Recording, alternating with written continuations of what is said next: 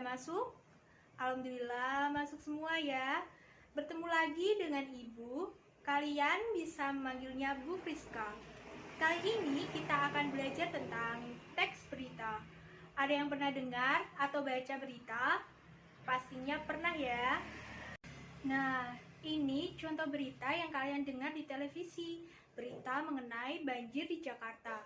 Ibu sedikit menjelaskan, berita itu sebuah peristiwa atau kejadian informasi yang sangat penting untuk khalayak.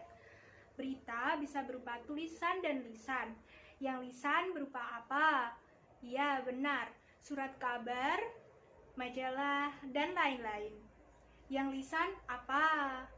Televisi dan radio. Tentunya kalian udah pernah dengar ya dan membacanya. Sekarang berita yang marak diberitakan setiap hari apa? Benar, adanya wabah COVID-19. Informasi yang terjadi dalam berita selain berupa berita kriminal dan berita bencana apalagi? Bisa berita olahraga, ekonomi, politik, hukum, dan sebagainya. Berita sebuah kejadian berupa laporan, peristiwa, informasi aktual yang sedang terjadi.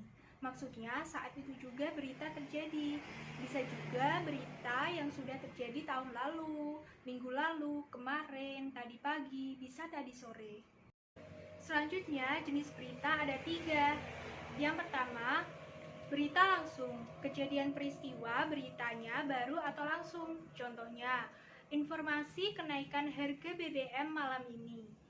Apalagi contoh lain seperti saat ini, berita penyebaran COVID-19 terbaru hari ini. Atau juga bisa Transjakarta diserbu penumpang.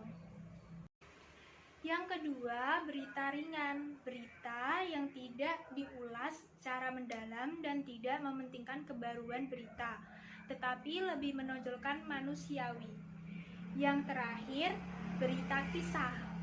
Bisa menambah wawasan dan dapat menyentuh perasaan pembaca atau pemirsa. Contohnya apa? Sejarah, biografi, perjalanan, dan lainnya. Di dalam berita ada 6 pokok penting. Apa itu istilah 5W1H dalam bahasa Indonesia? Apa, siapa, di mana, kapan, mengapa, dan bagaimana. Keenam unsur tersebut merupakan unsur dari sebuah berita. Sekarang Ibu minta salah satu siswa membacakan contoh berita yang ada di layar. Silakan.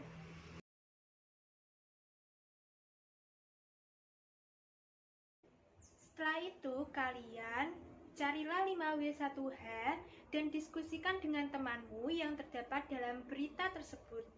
Nah, kalau sudah, kita analisis bersama ya. Yang pertama, apa yang terjadi? Ditemukan daging busuk yang dijual di pasar. Yang kedua, di mana daging yang sudah busuk tersebut masih dijual? Di mana? Di Pasar Kliwon, Kabupaten Temanggung. Kapan ditemukannya daging busuk? Pada hari Sabtu 14 Agustus. Siapa yang melakukan sidak? Ya, Dinas Peternakan dan Perikanan Kabupaten Magelang. Apa saja tanggapan tersebut? Ya, menghimbau peringatan kepada pedagang yang bersangkutan dan agar tidak sembarangan menyimpan daging. Dan yang terakhir, bagaimana ciri daging yang baik? Kalau daging sapi, ya berwarna merah segar, terus tidak pucat, mengkilap, dan satu lagi elastis. Untuk daging ayam, putih keabuan, terus tidak berbau amis, tidak lengket, dan terasa lembab. Itu tadi penjelasan dari Ibu. Ada yang ditanyakan? Kalau tidak ada, saya akhiri. Sampai berjumpa lagi di pertemuan yang akan datang. Wassalamualaikum warahmatullahi wabarakatuh.